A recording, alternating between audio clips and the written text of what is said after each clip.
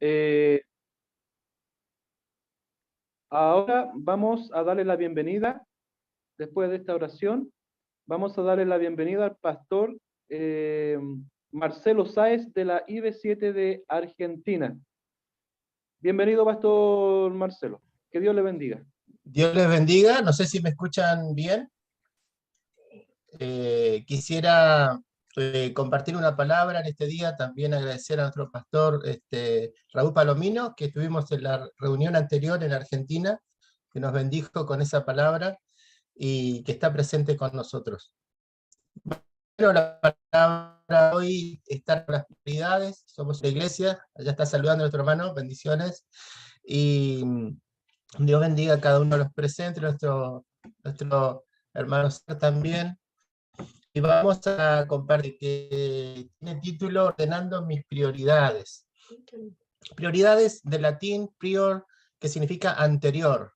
La prioridad hace referencia a la anterioridad de algo respecto de otra cosa, ya que sea en tiempo o en orden. Aquello que tiene prioridad se encuentra primero en comparación con otras personas o cosas. Las prioridades se establecen, por lo tanto, a partir de una comparación. Una prioridad es algo importante frente a otras cosas, y de esta forma recibirá más recursos o será atendido con mayor rapidez. Mientras estemos en este mundo tendremos prioridades. Ahora la pregunta es, ¿cuáles son tus prioridades?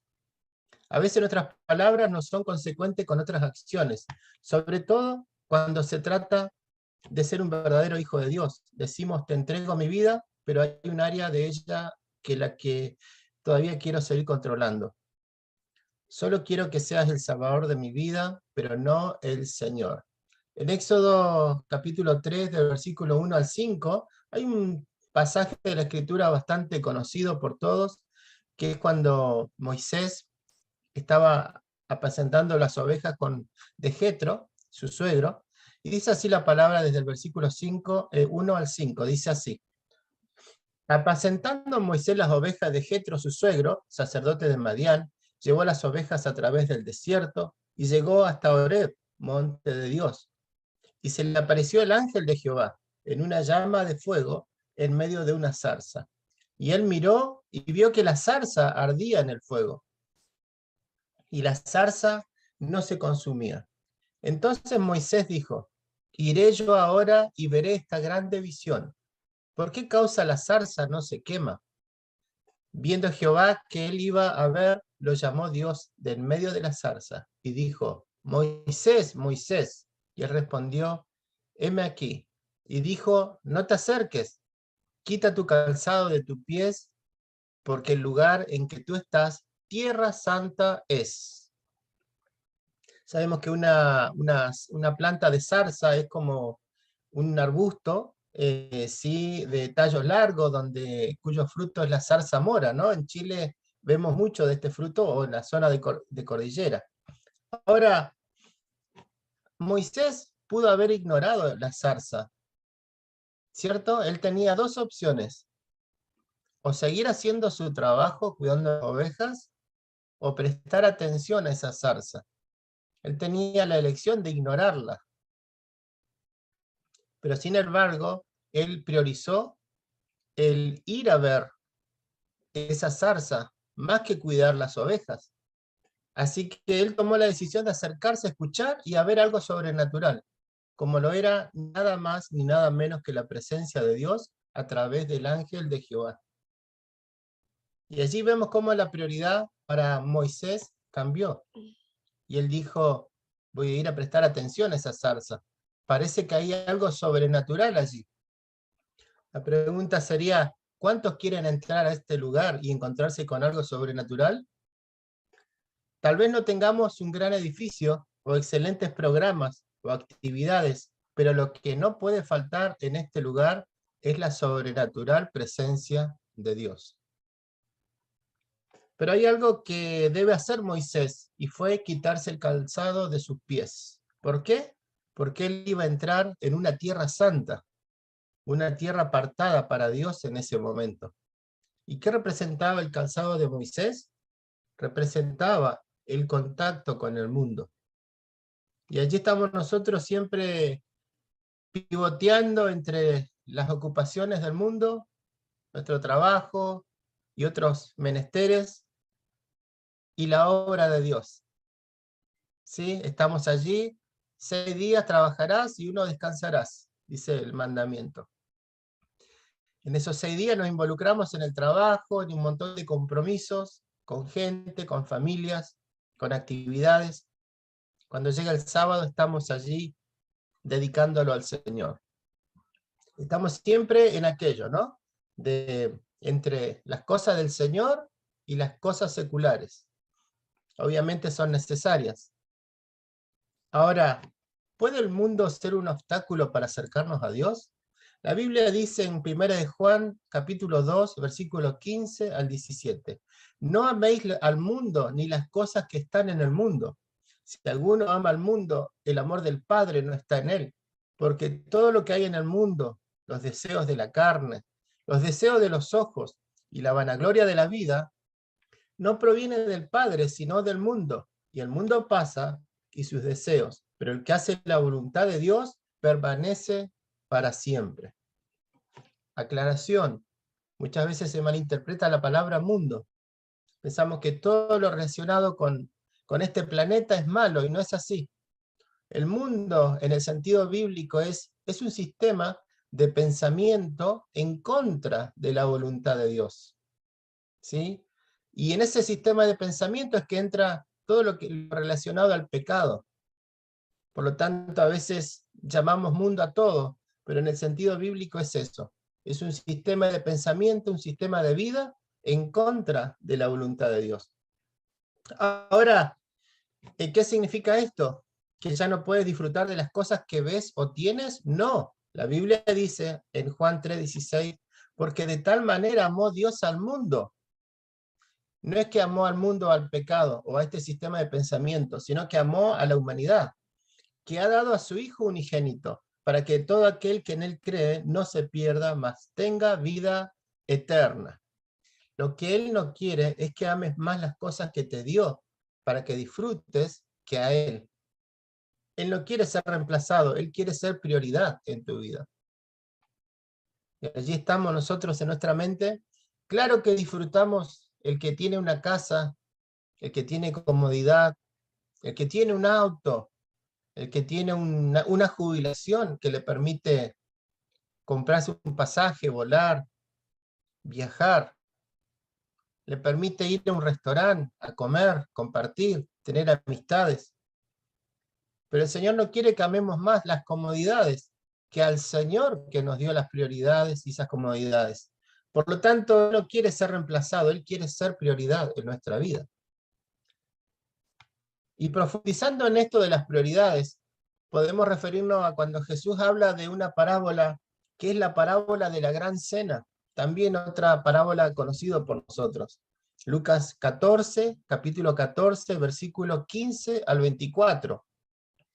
Dice la palabra, oyendo esto, uno de los que estaban sentados con él a la mesa, le dijo, bienaventurado el que coma pan en el reino de Dios. Entonces Jesús le dijo, un hombre hizo una gran cena y convidó a muchos, y a la hora de la cena envió a su siervo a decir a los convidados, venid, que ya está todo preparado. Y entonces comenzaron a excusarse. El primero dijo, he comprado una hacienda y necesito ir a verla.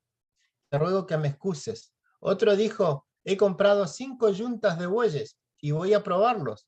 Te ruego que me excuses. Y otro dijo, acabo de casarme y por tanto no puedo ir. Vuelto el siervo, hizo saber estas cosas a su señor. Entonces, enojado, el padre de familia dijo a su siervo, ve pronto por las plazas y las calles de la ciudad y trae acá a los pobres, los mancos, los cojos y los ciegos. Y dijo el siervo, Señor, se ha hecho como mandaste, y aún hay lugar. Dijo el Señor al siervo, ve por los caminos y por los vallados, y fuérzalos a entrar, para que se llene mi casa. Porque os digo que ninguno de aquellos hombres que fueron convidados gustará mi cena. Ahora, pensando en esta parábola, ninguno de los que se excusaba estaba en pecado. Por ejemplo, ninguno dijo, mira, tengo 2 mujeres y si voy, mi esposa se puede enterar. ¿Sí? No es que ellos no querían ir a esa cena o no podían porque tenían una situación de pecado. Nadie colocó una situación relacionada al pecado. Pero el problema es que puede haber cosas legítimas por la cual no podemos ir a esa cena o no queremos. Por ejemplo, el que dijo, he comprado una hacienda en el versículo 18, representa a aquel que está muy ocupado por su futuro, que solo quiere tener tiempo para sus negocios y está muy ocupado por su futuro. Entonces, esa es una excusa, una cuestión legítima. El comprar una vivienda, el comprar o hacer un negocio, no es algo malo. Pero el problema está en la prioridad que le estamos dando. Es más importante nuestros negocios que la obra del Señor. Hermanos, al fin de cuentas no nos vamos a llevar nada de este mundo. Ahora, la otra situación dice, he comprado 5 yuntas de bueyes en el versículo 19. Y eso de las yuntas de bueyes en aquel tiempo representaba trabajo. ¿Sí? El que tenía yuntas de bueyes significaba que podía arar la tierra, plantar, producir, etc. Así que eso representa a aquel que está muy dedicado a su trabajo, pues había comprado bueyes que le ayudarían a aumentar sus ingresos. Y fíjense que el trabajar es algo legítimo. 6 días trabajarás y 1 descansarás. El problema está nuevamente en la prioridad. ¿Qué lugar tiene el trabajo en tu vida? ¿Y qué lugar tiene la obra de Dios en tu vida? ¿Te da lo mismo que las almas se pierdan? ¿Te da lo mismo que las familias te necesiten, pero que vos no podás ir porque estás tan ocupado en tu trabajo? Y hay otro que, el tercer caso, en el versículo 20, le dijo, acabo de casarme. Adivine qué tengo que hacer esta noche, como diciendo, ¿no? Pero fíjense que aquel representa a aquel que está muy ocupado por su familia. Y si bien la familia es importante, también es importante la obra de Dios. Tenemos que tener un equilibrio entre la familia y la obra de Dios, pero tampoco podemos colocar la familia en primer lugar que Dios. Fíjense que tampoco la iglesia es más importante que la familia, porque si no tenemos familia, no podemos tener iglesia. La familia es la base de la iglesia. Pero allí está la prioridad. Siempre uno puede tener un equilibrio entre la familia y la obra de Dios. Pensemos que hay otras familias que nos necesitan. Ahora, ninguno de los 3 estaba en pecado, pero el dueño de la casa se enojó. Por eso la Biblia dice en Colosenses 3:2, poner la mira en las cosas de arriba, no en las de la tierra. Y Jesús dijo en Lucas 14:24, porque les digo que ninguno de aquellos primeros invitados comerá de mi cena. Y esto no es un mensaje para aquellos que están atados a la pornografía o el adulterio. Este es un mensaje para aquellos que por cosas legítimas se van a quedar fuera de la fiesta del Señor. Las 3 cosas eran buenas, pero estaban demasiado ocupados como para sentarse a la mesa con el Señor. Tenemos que entender que no se trata de cuánto tú sabes del Señor, sino cuánto Él sabe de ti. La pregunta es, ¿nos conocerá el Señor? La pregunta de la iglesia hoy es, ¿cuáles son tus prioridades? ¿A qué haces esperar? ¿Al Señor o a tus negocios? ¿Al Señor o a tu trabajo? ¿Al Señor o a tu familia? Consideremos lo siguiente. Jesús, hablando del reino de los cielos, hace la siguiente referencia, porque el reino de los cielos es semejante a un hombre, padre de familia, que salió por la mañana a contratar obreros para su viña, en Mateo 21. Mateo 22:2 dice, el reino de los cielos es semejante a un rey que hizo fiesta de bodas a su hijo. Mateo 25:14 dice, porque el reino de los cielos es como un hombre que yéndose lejos llamó a sus siervos y le entregó sus bienes. Pero en Mateo dice, en tiempo futuro, entonces el reino de los cielos será semejante a 10 vírgenes que tomando sus lámparas salieron a recibir al esposo. 5 de ellas eran prudentes y 5 insensatas. Las insensatas, tomando sus lámparas, no tomaron consigo aceite, mas las prudentes tomaron aceite en sus vasijas, juntamente con sus lámparas. Y tardándose el esposo, cabecearon todas y se durmieron. Y a la medianoche se oyó un clamor: «Aquí viene el esposo, salid a recibirle». Entonces todas aquellas vírgenes se levantaron y arreglaron sus lámparas. Y las insensatas dijeron a las prudentes: «Danos de vuestro aceite, porque nuestras lámparas se apagan». Mas las prudentes respondieron diciendo: «Para que no nos falte a nosotras y a vosotras, id más bien a los que venden y comprad para vosotras mismas». Pero mientras ellas iban a comprar vino, el esposo y las que estaban preparadas entraron con él a las bodas. Y se cerró la puerta. Después vinieron también las otras vírgenes diciendo: «Señor, Señor, ábrenos». Mas él respondiendo dijo: «De cierto os digo que no os conozco. Velad, pues, porque no sabéis el día ni la hora en que el Hijo del Hombre ha de venir». Y muchas veces cuando leemos este pasaje pensamos que el tema principal es el aceite. Pero el tema principal aquí es que no os conozco, dice. ¿Sí? Ese es el tema principal de esta parte, ¿no? Entonces, el Señor te dice: si tan solo no te hubieras olvidado de mí y te hubieses preocupado en mantener el aceite, al final pudo haber sido distinto. Pero como me has descuidado como tu prioridad, lamentablemente no tengo otra alternativa que decirte: no te conozco. Y fíjense que la palabra conocer en la Biblia es una relación íntima. Hasta esa palabra conocer se utiliza desde Génesis para representar relaciones íntimas entre Adán y Eva. Adán conoció a Eva y tuvieron hijos. En otras palabras, tu religiosidad no me sirve ni me conmueve. Lo que yo siempre busqué de ti no fue religión, sino una relación conmigo. Te busqué entre los adoradores, pero no te encontré. Solo te vi como un espectador, pero nunca como un adorador. Tan solo porque estabas demasiado ocupado contigo y nunca te ocupaste de mí.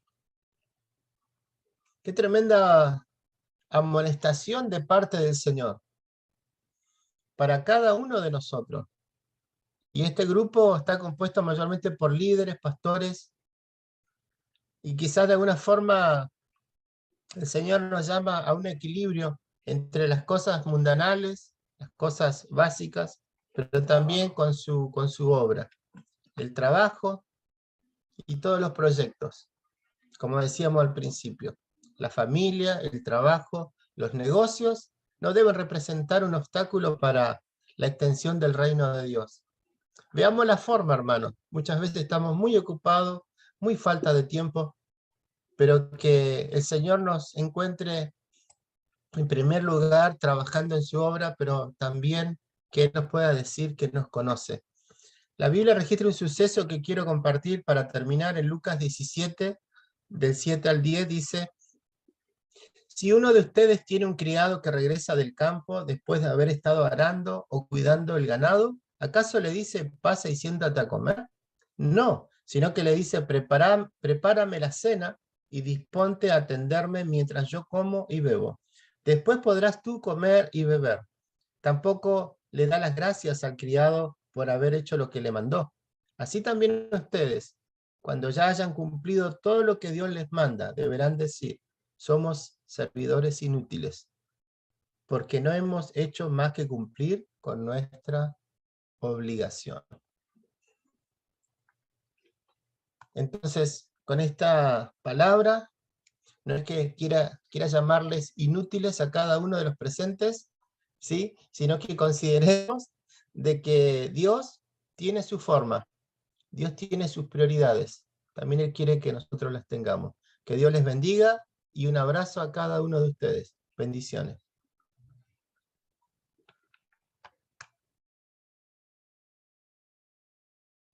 Amén.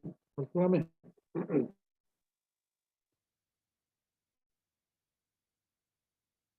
Hermano Patricio.